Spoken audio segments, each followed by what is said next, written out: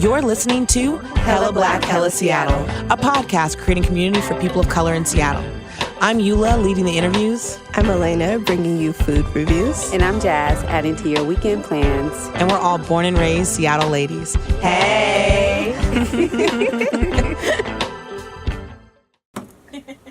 Hi. Hey, everybody. Welcome to another episode of Hella Black, Hella Seattle. We're back. Oh, it feels so good to be home. Have you missed this voice? You know I have. I miss y'all, right? I miss It's him been a minute Yeah. since I've had a mic in my face. There have been so many things to talk about. Yeah. So Oh one my thing that gosh. we're really excited about and we want to start with is that this episode is going to be on YouTube, you guys. And so Yes. please do, if you have an opportunity to, please do go ahead and check it out. Christina Chan, one of our interns, has stayed on with us in such a fantastic way. And she is making sure that we are, out here being recorded, making Visibility. Visibility. That's one of those words, those key words. It's true, it's right? true. So get ready to see all the booze we do drink. Increase visibility. And we have every right because we're grown folks. right. And mind your business. These bottles were bought by us, and we're going to have fun. Absolutely. Always. Yeah. This is our happy hour. Yeah. Mind your business. Mind your business. Absolutely. So we have a bunch of things that we wanted to touch on tonight because we were just excited to be back together. And we wanted to first start with our thank yous for the time that we've been gone and things that we've been a part of that we want to make sure we reflect on. So we want to thank everyone who came out for the Black Panther screening at Arc Lodge Studios. In Columbia City. That was amazing. It was so beautiful. It was so brown. Thank you guys so much for coming out and supporting. And packed and sold out, and people sold out to the point where people were like, but could I just come? And we're like, but it's like a movie theater, so it don't really work like that. Like, seats are done, and then they're done. Yeah. That's how it works. It feels very... Thank you. Right, no, we thank you so much. And it feels very full circle for me because I just literally got Black Panther in the mail today. Yeah. And so I was like, well, I'm about to go home and watch Black Panther tonight after we talk about how great it is. Yeah. Nice. We were just grateful for the turnout, y'all. And then we also want to thank the Seattle Met for featuring us. Oh my God, that was amazing too. That was the same day. Yeah, we were burnt out that Yeah, day. yes, we had the photo shoot. Mm-hmm. Okay, yeah, so, amazing. Yeah, I loved it. And they just let us do whatever the fuck we wanted to do, which was so amazing. Yeah, I hope they invite us back to do it again. We had a really fun time. Mm-hmm. It was really great. We really did. We showed up, girl. We showed up at like 8 a.m. Yeah. Yeah, they actually said that we were better than quote unquote professional models, right? Because we got in, did the thing, and got out. Yeah. And I have a handful of extra. I went and bought like a bunch, and so I feel silly that I haven't like posted on the internet. But I was so excited I bought like as many as I could. You can throw back Thursday that, girlfriend. Yeah, no, I will throw back Thursday that, and I will be sending some off to family that I love. And I just cannot thank Seattle Met enough. All the people who worked on the team. I wish I had it in front of me to name folks, but our makeup artist was the most beautiful, engaging person. Thank you, Taylor. You were so much fun. If you guys can look up, we will figure out a way. When I do post it online, I'm going to give credit to everybody who's worked on it. Our stylists, everything from top to bottom, which is a good time. We felt it was quick to the punch. It was beautiful. Yeah. And then also we wanted to thank our favorite things tour. Those are so good. Yeah. So what is our favorite thing? So the Seattle Art Museum, SAM, invited us to be a part of this event that they had going on throughout the last couple of months, where they just reached out to different podcasts asking if we could curate tours. Right. And so we found 4 people that we wanted to lead tours. The 4 people we picked were Yasmin, who's done flyers for us in the past. She did a great flyer for our last 4th of July event. And then we also had my husband Marvin, who's an artist. We had Jasmine's brother William, who's been on past episodes and is a principal up at Nathan Hale High School, as well as McCoyo. No, I'm just I don't know why I did that. That's me being too excited. I know that would have been great. It was Stas the boss. I don't know why I did that because McCoy was there, and I just was thinking about the event and thinking how much fun it was. But and I got to go to 2. Jazz, you got to go to how many? I went to 2. Yeah. And I had such a good time. And Lane, did you go to 3? I went to 3. Yeah. That's amazing. It was such a good time. Yeah, also, it was good. And great. And you know this better than I do, but every person that I saw spoke so differently about different pieces. Exactly. Oh, I thought it was just so, art is just amazing in general, and I definitely think that I don't spend enough time in a museum or observing art, but just to go the 3 different times, and there were certain things that all 3 of those people spoke about the same artwork, but to have just such a completely different take on it. But even without them even having to mention anything, the ability to see something different every single time that I went. Within the same artwork, it was just amazing. It really was. There's just such depth to that exhibit. I think it might be at its end now. If not, it's over. Yeah, like May 11th. Yeah, but so we're sorry if you missed it. Yeah, glad if you got there. Yeah, super glad if you got to see one of our tours. Definitely. And thank you to Stas and everybody else, Yasmin, William, and Marvin for leading those tours. It really meant a lot to us that you guys took time out of your Saturdays that we all value so much in the winter, because I mean, you've been at work all weekend. You don't want to come out your house if you don't have to before noon. And we had y'all at the place at noon, so we appreciate you. Oh, and I want to piggyback really quickly and say that next time that we do something like this, we want to make sure that we can get more people of color out. I think that's something that we struggled with. We jumped into it and we were really excited about it, but I think that that's something we need to politic on our end, is how we can get more people of color into the exhibit. And it was so dope. Go ahead. What were you going to say? The other half of that is that y'all niggas need to show up. Please. Because we can... Could have got y'all niggas because our whole... Really, our goal is to show you things that are out there, that are open, that are welcoming, but then the other half of that is that you show up to the actual thing, right? And the we thing would that love was... for you to show up more. I appreciate it. I'm sorry I interrupted you. I'm sorry. But I was going to say, the thing that is so important about what you're saying, too, is that these are images where we're allowed to see ourselves. Right. None of these images, you guys, that we saw that day were out of reach of who we are.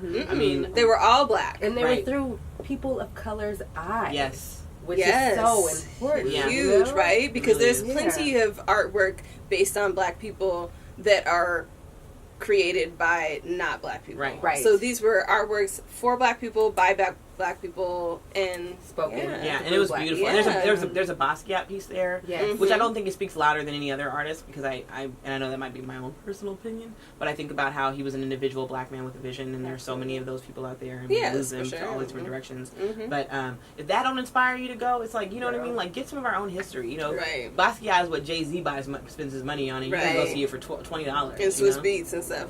Totally. What was the other thing? Lastly, when I went, the first time I went, I saw Ryan Coogler, and I got kind of struck, but that was dope. How did you know that was him? So Mark. he's from he directed. Yeah, he directed Black Panther. He directed Black Panther. He's a millionaire. Yeah, and it was just so dope. Mark came up to us during the tour. He's like, hey, Mark. Right. Hey, Mark. Shout out to Mark.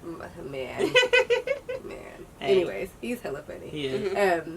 He came up to us during the tour. He's like, Ryan Coogler's here. I'm like, how do you know this? He's like, I've been watching his YouTube videos. I know who he is. Like, I went up to him. I said hi. I'm like, okay. And then he walks back by, and I couldn't even stop to say hi. I was just like caught up in Stardust. It was amazing. So, you know. Yeah.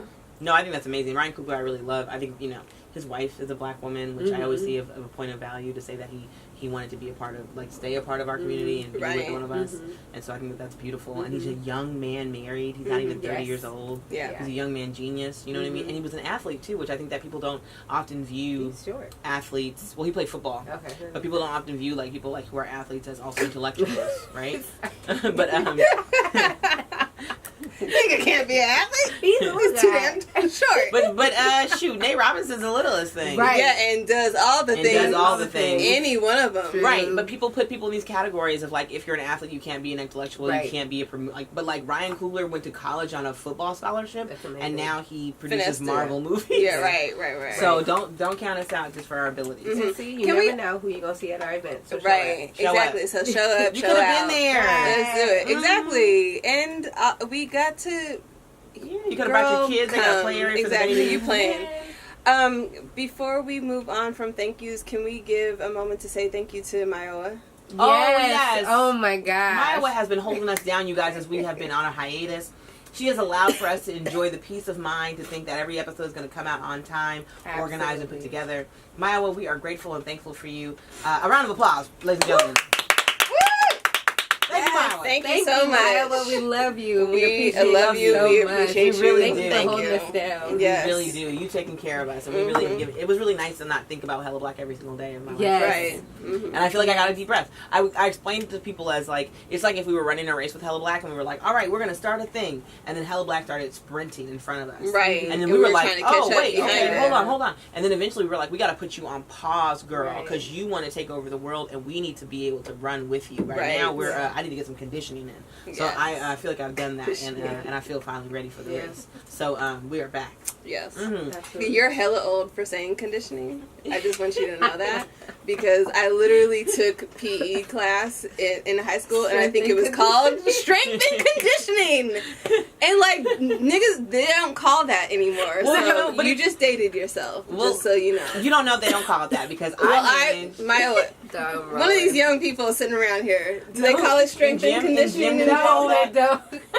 Not PE. Okay. Right, okay. So but in some, have you heard the word conditioning before to describe working out? Yeah, for basketball. Okay, yeah, that's what I've heard it. So okay. Well, we took the old ass class with what's her face, Temple. Oh my God. Little Tumbly. Whatever. It was a T, yeah.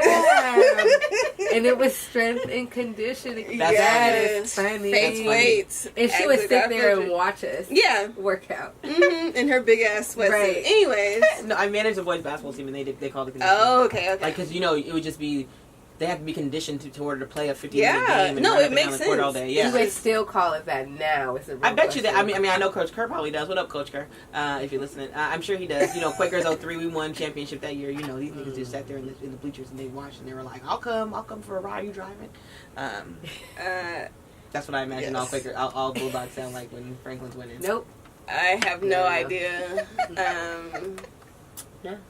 All right, we're moving on from those things. We're grateful for everybody that helps us and Thank builds you. us. We love you guys. And to our listeners, thank you for Oh my gosh, for listening. sticking Oh with my us and God. enjoying the throwback episodes. We know Yeah. we've got a lot of great feedback from people who have We tuned back. in.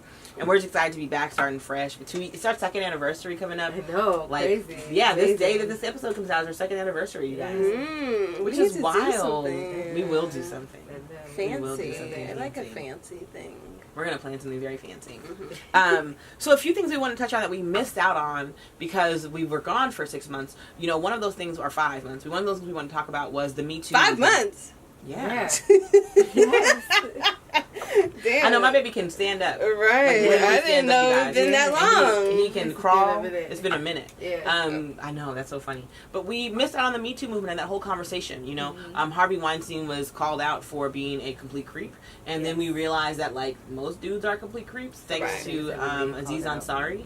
And the way he really spelled out, that woman came forward saying how she felt like so pressured to fuck. No, Pause. I have to pause completely on that one because I have nothing for this bitch. No. No.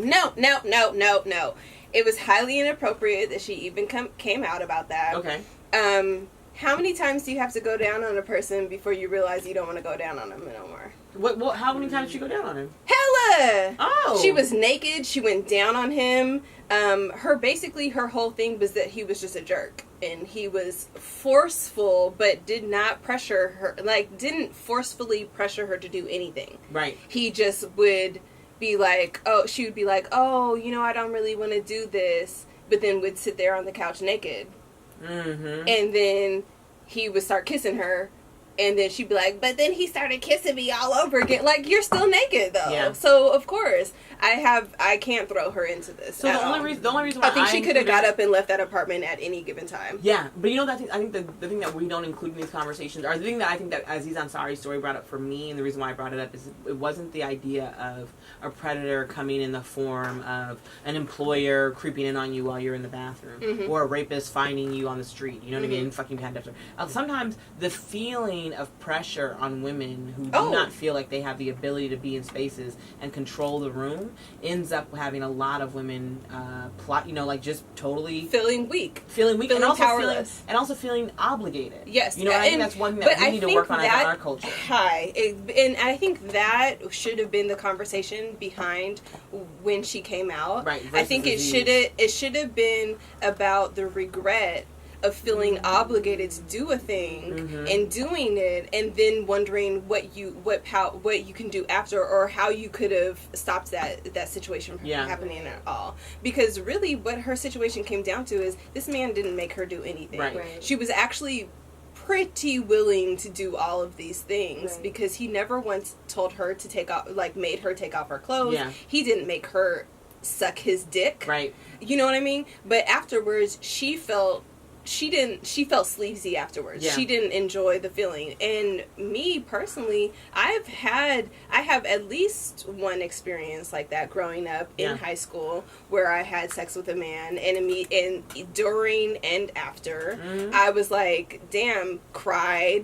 didn't like, you know what I mean? Like, and felt obligated to do that thing. But at no point did this person force me to do that thing at all. And I think like that should have been the conversation. Yeah. I think we can have that conversation now. Yeah. Oh no, I know we are having that conversation. But like, she is not a part of the Me Too movement, in my personal opinion.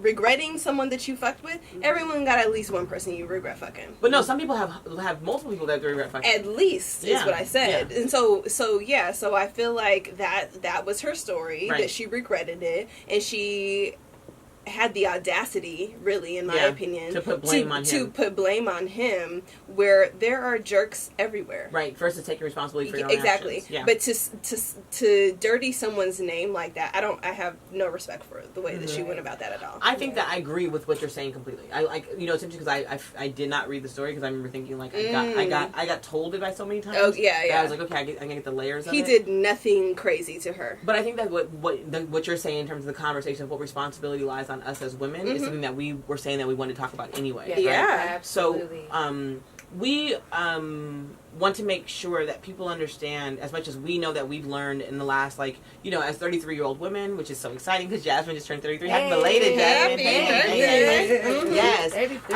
I'm really excited for us all to be 33 and to be three friends. I think this feels very like a trifecta of greatness. But I think that one of the things that we know to be is that there is a culture of everything that's willing to be changed right now, I feel like.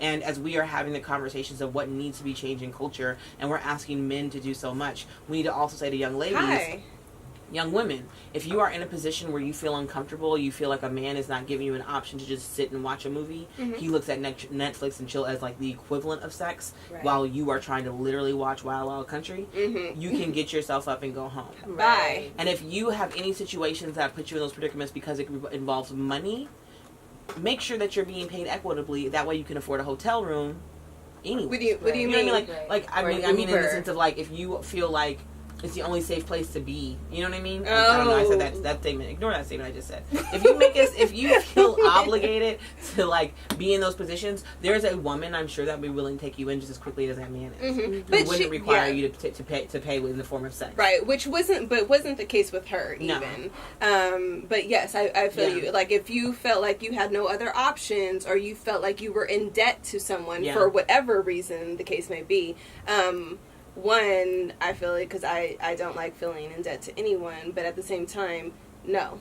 Yeah. You're not. And it's funny because but like, real quick, let's not skim over that. I used to feel that way when I was growing up. I used to feel like when I went over to a dude's house, if I went over to a dude's house and I gave him the impression somehow that we were gonna, something more was gonna happen, I felt like I was indebted to him to at least let him have an orgasm before I left. But that's what I'm saying. But you're not. And I think that it's very interesting. It's funny because when that article came out, I had posted, I think, on our Twitter, but definitely on my Facebook, I had posted that we've had a lot of conversations about what it means to give consent. Yeah. But what does it mean to not give consent? Yeah. Because people are not taking the time to say, like, you can say no. Yes. You can get up and leave. And I understand, and I think a rebuttal to that argument, at least with the Aziz, whatever the fuck his name is. Aziz, I'm sorry. Yeah, is that some women felt like they'd rather give in than be raped.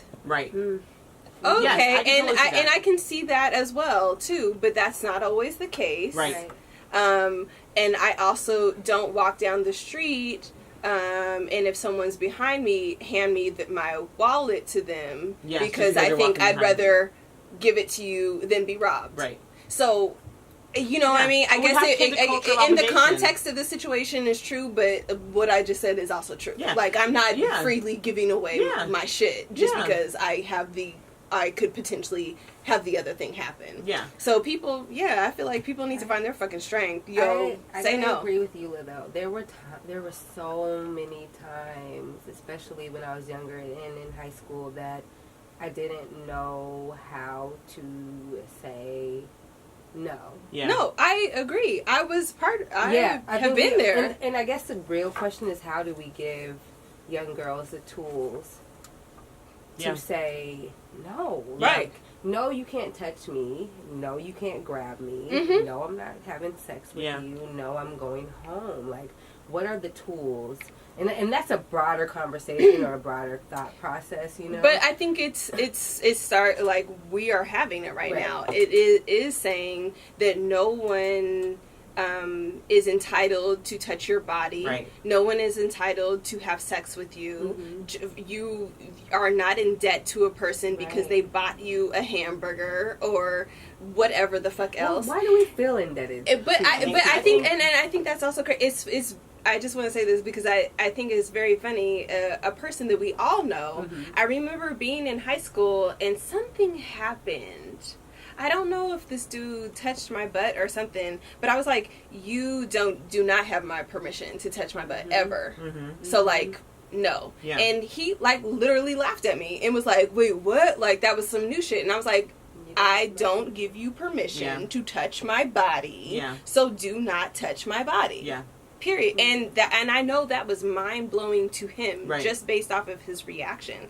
But I think that if you are having those conversations with your children, and I be boy, girl, anything, those are the conversations that you need to be having, because I do think that historically a society was created where women were obligated to give those things. Yes. Okay. Oh, for so long. You know, I always try to harp back to the idea that like, not within African culture. I do not and cannot speak as eloquently on African culture that I've studied white folks because I'm within their culture on a daily basis. But I know for a fact that white women were slaves to white men. White women were slaves to white men before we were. Absolutely. And so I think that the way they picked us up and brought us over and conditioned us to be a part of their programming and told us that we didn't have no value and that we were under them, you know, was a hardship. But also white women. These men have been against you for so long. And it's crazy that you have not seen that. And the way that you are willing to tie yourself into their causes so that you can get the so they can advance. So they can advance and you can get the scraps at the end of the table, you know? Because like, you know, these white women, you know, most of their movements have always been to align themselves more with white men than to align themselves with black women. And so we are aware of that and we see that. But when it comes to, you know, the Me Too movement, we are with it, you guys. We are grateful for that it's happening. I must say that I'm really grateful for the conversations that it's sparking. I think that no woman should ever feel obligated to give a man a thing. You can feel that kind of pressure because you went over to his house, because you spent time with him, because he bought you something, because he took care of you, because your dad said that your mom was there to take care of you, and that your dad said that your mom was there to take care of him or whatever. That's not your job. You can walk away and dismiss yourself from those spaces.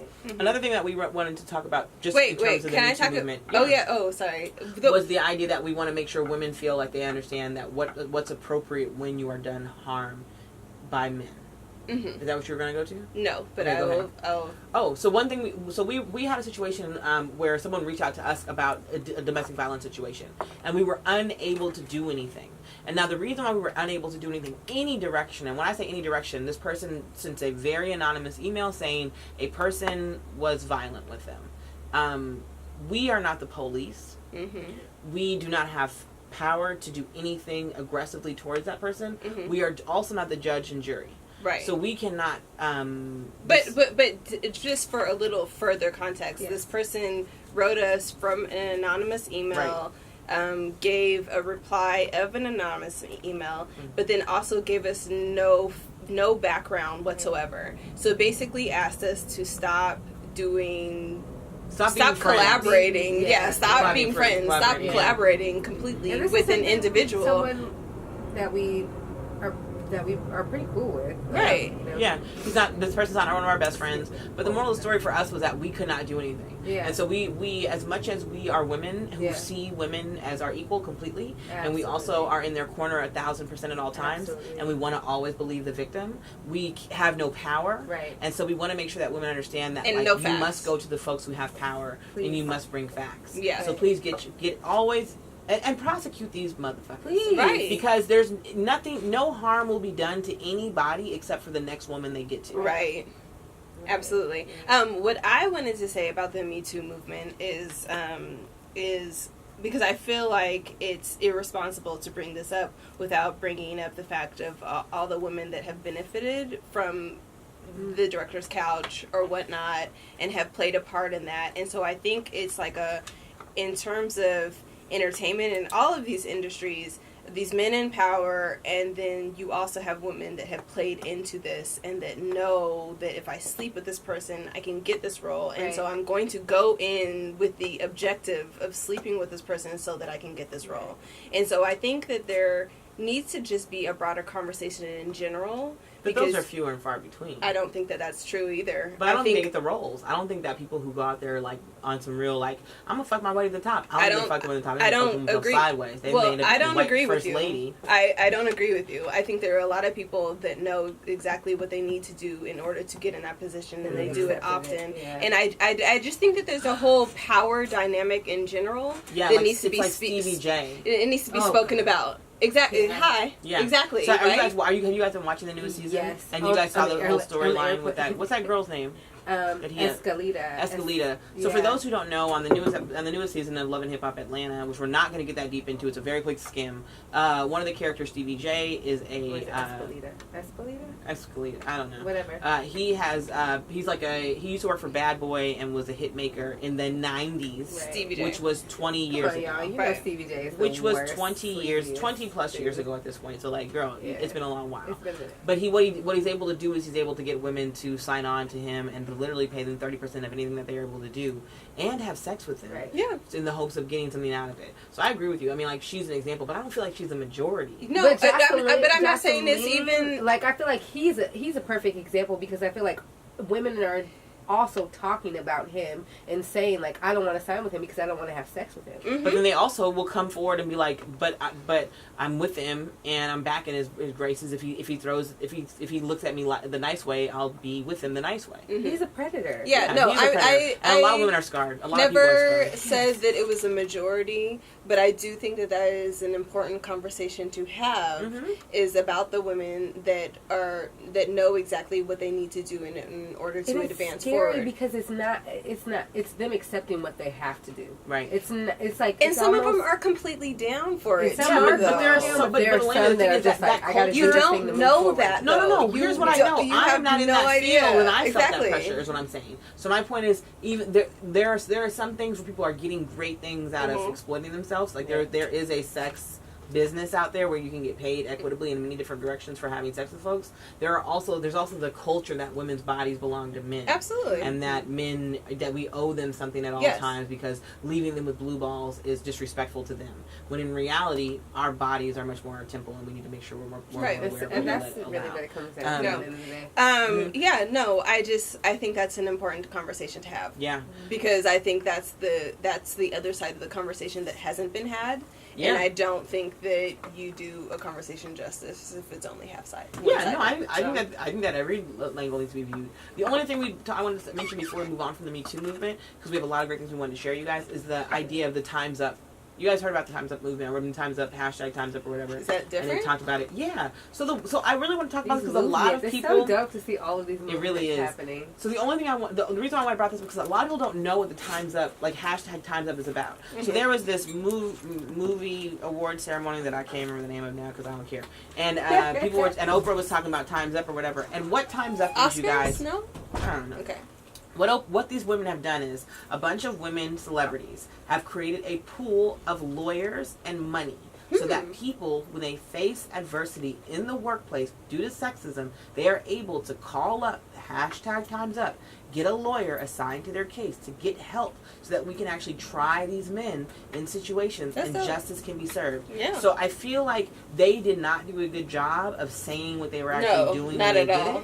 But I'm going to say it. So, if you have experienced injustice as a woman in the workplace, which I've experienced, I used to work for American Apparel years ago, and I remember I had quit in Boston, and I was coming back to work in Seattle, and when I went to reapply, my manager was like, we have to take photos, because now it's a requirement for photos. And then, after we sent which is against the law, y'all, because they can't judge you based on your appearance and hire you based on that. Mm-hmm. And then they ended up doing that, though. They took pictures of me, she styled me for it, she talked about how she wanted to make sure that I looked the right way because I'd been a great employee in the past and she really wanted me to have me back and I've been on the schedule even. And corporate at what's that place called? Corporate at American Apparel was like, no, she doesn't have the right look. At the time, I didn't have relaxed hair. I mean, I had straight hair. I had like short hair and it was straight. But now I have natural hair, and that was much more their style. They liked natural black women. Right, of but course. because of that, they didn't hire me. I was Light very skin. thin. I was very young. I was very light skinned. I was all those things. But you had I just had the wrong also hair. worked for them. Is that already? I worked for them, and I quit in Boston because it got weird. It got real weird. There was a 17-year-old woman that was having sex with the CEO that was in charge of the region, and that was really crazy. But my point is, there are so many different things that happen in this world that we could go to court and probably win these cases. Yeah. And Time's Up are the people who have press, and he don't own Kanye. He probably sold his name twice, like the Trump. Oh yeah. His wife ain't his friend. She told him to get lipo. Hey. Yeah. She was like, "You think you cute, but No, I like you he thin, felt like he baby." needed to get a lipo. That's a different. But also story. because he holds his wife to those standards. Exactly. I'm That's sure. and that's really what it is, right? Yeah. I mean, Lipo and blamed us before his own thoughts- standards of beauty. And said he didn't want to be like Rob and put through Rob under the bus. I didn't want y'all to treat me like you treated Rob. Rob's in his own house, minding his own business. Like, what? Echoes. My thoughts on Kanye are just, one, I think he definitely has some mental issues that he needs to get a hold of. Absolutely. Right. Two, He said he takes medicine. He doesn't take it regularly. Two, I think that he has some addiction issues, whether it be Cocaine? just, well, it could be pills. Whatever It it could is. just be fame. It could be whatever. Yeah. But I think that's part of it too. I think he gets high off of just running his mouth and having people pay attention to him. So I think there's a lot of things at play. Yeah, I think he needs to sit back somewhere. Piggyback off of that, the levels of things that he says, like, I want to be compared. Why can't I be ranked or be compared to Pablo Picasso and Da Vinci? Like, why is my name not being brought up? Because you keep bringing it up. Are you also talking about niggas that weren't really well known until they died anyways? Also, are you only looking for validation of white folks? But you're Hi. only looking for validation from artists, from white art, like Kanye. No, We love you. We love you, though. We love you. We've been on your side. I feel like Kanye, welcomed me into the world of not having to go to college. I really do think that he's part of the reason why I was able to find my footing. Because for me, I knew that school was not my thing. I was always the best way of putting it was I was misunderstood when it came to my education. I was not a bad kid, but I was not doing my homework either. And I feel like Kanye was the first person to ever say you do not have to be all these things. His own mother was saying go to college. College is the only way. And he was saying I'm the genius Kanye. Please let me just be the genius Kanye. And I really related to that. And now we're looking. But also the thing that I can't get over is this man was really talking about. He was rapping about how his mother sat at places and was spit on by men because she was a woman of color. But now he knows nothing about that. Now he knows nothing about. And now we chose slavery. He knows nothing. So to Kanye, it's a strong. Get it together, brother. Ain't nobody worried about you no more. I hope you do it for your children. You're absolutely losing your marbles. Yeah, and the thing is, I'm signed out. I'm uninvested. Yeah. I have given up Bill Cosby, the rapist. I have given up. Right. I don't know anybody else that I thought that might have lied to me at any time.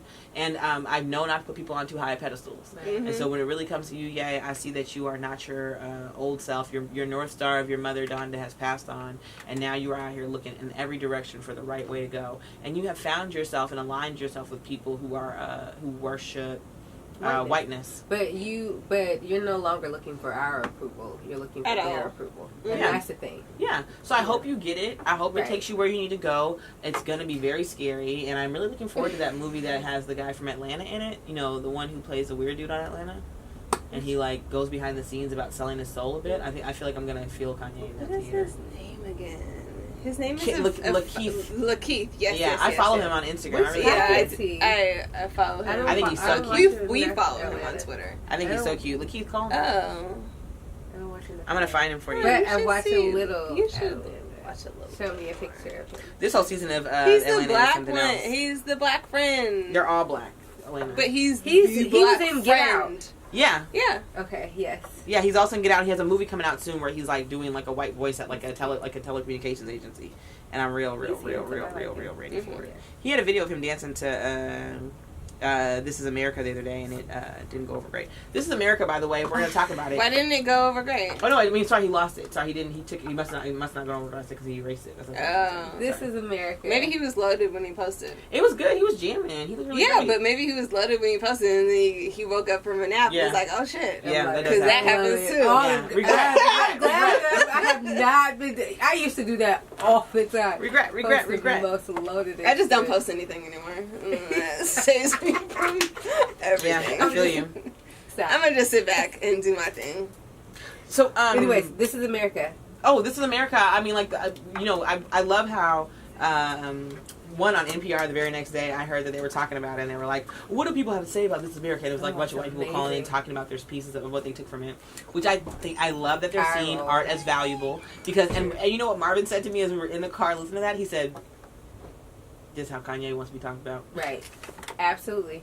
I was like, damn. By white people. He wants people to literally be on NPR all day talking about him. He wants white people. Yeah. He wants them to be on NPR talking about him, but they're on NPR talking about what you call. But also, this is the type of music that Kanye used to make. It wasn't so much the gun violence. I'm not saying he spoke to that the same way, but the way he would pull in different artists and allow them to be on tracks. Remember that one song that was so weird? I don't remember what album it was on, but like 2 or 3, because that's what I probably stopped listening to Kanye, to be honest.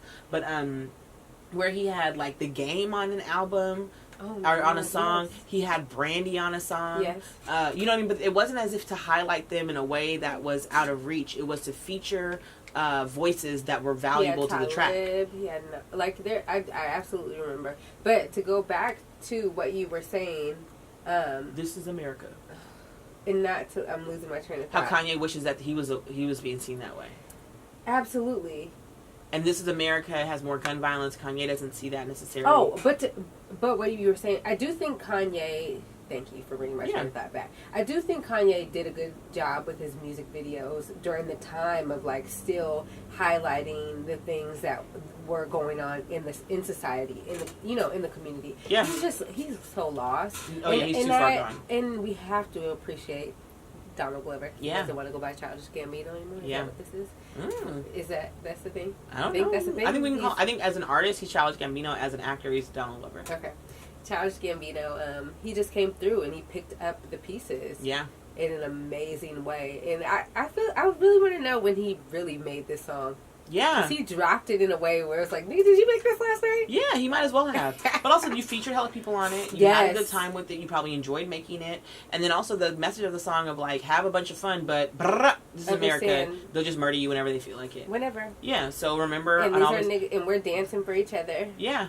Yeah, and this is our reality. We have a good time until we have to go to a funeral. Exactly. We have to go much more often for much worse cause than y'all will ever have to experience.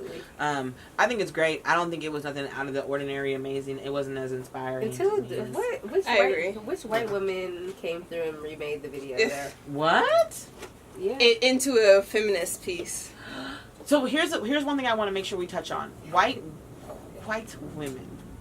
As we are moving into a time where your movement is trying to be built upon, and you are talking exclusion left and right, I need to make sure you understand that you cannot take black culture with you. Also, as you do this, you cannot start fights against men that you have also fought against us on the wrong side. Right. One of the fought for exactly. Basically. One of the things that I'm upset about right now is like there's this group that I don't want to name, who is being sued by men for not being inclusive of all people. Like they're doing things only for women, and men are suing. Like I want to be a part of that room, and all I can think is like, but y'all did this to us when we said we wanted black only spaces. What do you mean? You don't want to name the group. They're local. Oh, okay. Yeah. And what? They're suing because men are suing, saying like pretty much it's like a women's only room, right? Okay. And men are suing, saying we want to be in the room too. That's fucked up that we're being discriminated against. My thing is, one, the room should be all inclusive when it comes to trying to. I think so. Okay. I think the fucked up part is like when we're talking sexism. What is the room about? That's the thing. The room is about equitable money. Okay. I'm talking too much about the. Then I you said should local. stop talking about. I said all of it. But what I wanted to say is, what I know to be true is that white women have come to black spaces and said, I want to be in those black spaces. I want to be in those black yoga studios. I want to be in those black music rooms. I want to be in those black dance classes. Right. And they told me I wasn't welcome, and now I'm throwing a fit. I think white women, white feminists need to always be aware of what their place is in their own movement. Right. As you're starting these different challenges, you need to make sure that you are fighting white men first. We will take care of black men. And I'm not saying that we're going to be easy on these Negroes, because that ain't up my alley. What I'm saying is, please don't come all the way over here. Right. All the way over here with your stuff while we're trying to figure out everything over our direction on Right. our own. And we're out here. I'm going to be holding men accountable in a much more serious way than in the future. I just can't separate. I just can't compound racism and sexism anymore. I see the differences, and I see the way black men are sexist upon me. Right. And so I'm going to be calling that shit out left and right. Right. But I'll take care of them. Y'all take care of yours. You take care of your elitist forums and spaces. I'll take care of our fucking cookouts. Right. Yeah. Please. Another thing we wanted to make sure we touched on, you guys, was the fact that, like, Seattle just recently voted up this head tax, which we as a 3 know very little about. What I do know is that they are charging $250 per person that works for Amazon. And the reason why I, as a local, am okay with this is because y'all got the money. Right. Right. And I pay taxes all the time.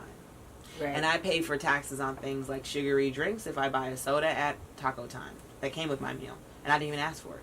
I have to pay the taxes if I am buying a shirt for a work event and it's clothing that's required for business. Right. I have to pay money for all kinds of shit that I don't want to pay no taxes on. And Donald Trump recently gave y'all a big old tax break. And then on top of that, y'all were already getting away with like robbing us in every direction. Thank you. So now all we're saying is $250 per person, which ain't nothing because you make it in minutes, girl. I spent it this month. Right. I spent more than that this month. And all we're asking is that you guys give a little bit so the city can thrive.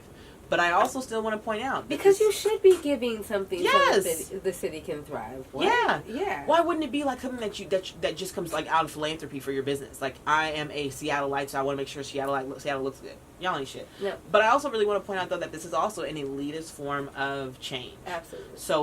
So Seattle waited till all people of color were almost all pushed out south before they decided to bring in some kind of a head tax. Yes. Also, what I am noticing, and a little bit loving, a little bit sad, is that all of us, were raised with white folks, white friends. And we can see how their parents must be struggling now with the fact that their children, who they raised to be liberal visionaries, cannot find work in a world that is built around tech. Right? So some of our friends have degrees in social justice. Ain't really room for you. My joke is that I can imagine that I feel like most white Seattleites were raised to be like landscape architects. You know what I mean? I'm not saying they were. I'm just saying like, the idea that like we value nature, we value hiking, we value blah blah blah. And then Amazon came through and was like, "Fuck your kids, fuck their future, fuck the things that they were going to do in Seattle. We're going to take over. We're going to push everybody else out." Right. So now even your kids can't do nothing. Right. So now that you visualize that, now that you white folks see that your kids cannot find work in the city, now that you see that your kids cannot buy homes in your neighborhood, now we need to make sure that we figure out what's going on. There's a homelessness problem, which I agree is an aggressive problem, and I know it can be solved. Like it just can't. We have the money. We're a rich ass city, but we've got to get it together. So we know that that's something specific that's happening to Seattle. We're going to follow and we'll discuss it as it goes on. But I'm grateful that Amazon's going to be giving us some money to make sure our city runs because I can't keep up with it. If anything, they should be paying for the rest of the light rail that goes out to Everett. Yeah, right. Everybody on the freeway coming from north down south every day is all them. Because Kirk, all these places. We should all get a voucher. Yes, like something we need more. Yeah, right. So charge them up. Yeah, charge them. Take their money. One of the things we wanted to talk about too was the fact that we are changing some things up around here. Before we go ahead. And support black businesses. Support black businesses. I have on money. the Rodriguez collection right now. Yes, the Rodriguez collection. Yes. Let's shout Radia's her out. making these great shirts. Jasmine, can I see your whole shirt and read it for you? Yes, please. It says Dearborn and Jackson and Yesler and Jefferson and Cherry and Union and Madison. These are the streets that run through our city, you guys. These are the streets that run through our neighborhood. Yes. And if you want one of these shirts that represent where we are from, what we represent, and all the things that we come from, check out the Rodriguez collection. We've had Radia Rodriguez on our show before. Did, yes. She was on the episode along with the other women of the Black Panther Party, and she's been amazing. And you guys, it's worth getting because it just speaks to the fact that like it is we a great quality. The shirt, to us. It's very soft. It's amazing. Yeah, So definitely check and it out. I'm just a big fan of Radia. Absolutely, she's a great mother. She's a great girl. She's a great friend. She's a great woman. She's all the good things. And for our South End peeps, she does the South End one too. Right? Yeah. Oh, that's beautiful. That's and really I think she's gonna do West Seattle one too. Ooh, go ahead, girl. See our city as a whole. I appreciate what the streets will I be. think I saw her asking people. On they Facebook, know. like, what They know. That's Of course. Everybody has their own cliques.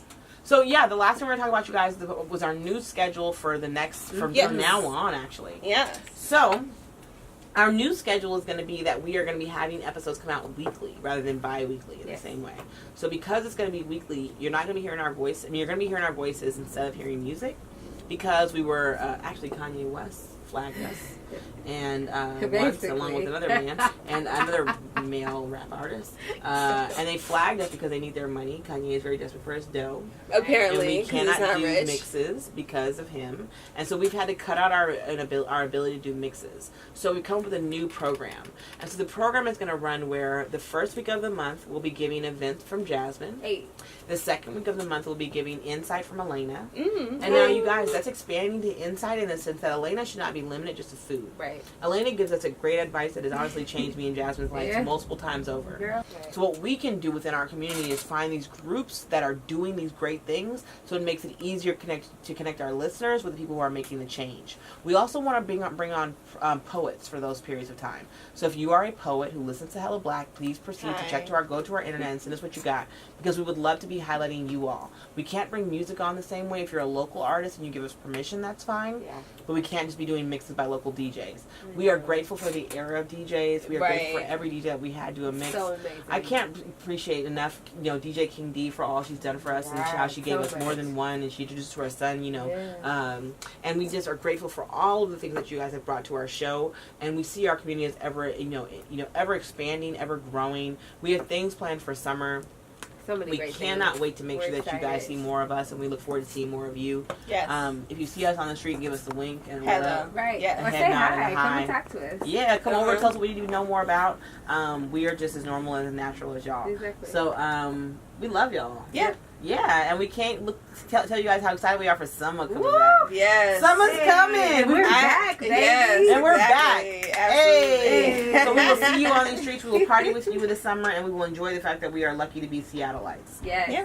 Hella Black, Hella Seattle. Be well. Black, Hella Seattle. If you're interested in being interviewed on the show, want Elena to know about your restaurant, or Jazz to mention your event, reach out to us at hellablackhellaseattle@gmail.com. If you know of job opportunities where people are trying to hire more people of color, and we can mention that on the show, reach out to us at hellablackhellaseattle@gmail.com. And lastly, if you'd like to use our platform for an ad for your space, event, or business, reach out to us at hellablackhellaseattle@gmail.com. Our episodes are recorded at Critical Sun Studios. Special thanks to Bubba Jones, our producer and editor, along with the creator of our theme music. We also want to give a special shout out to Victoria Snivment, the creator of our logo. For follow-up on anything that you've heard on the show, please check out our website, hellablackhellaseattle.com. And you can also find us on Instagram, Twitter, and Facebook at Hella Black Hella Seattle, all one word.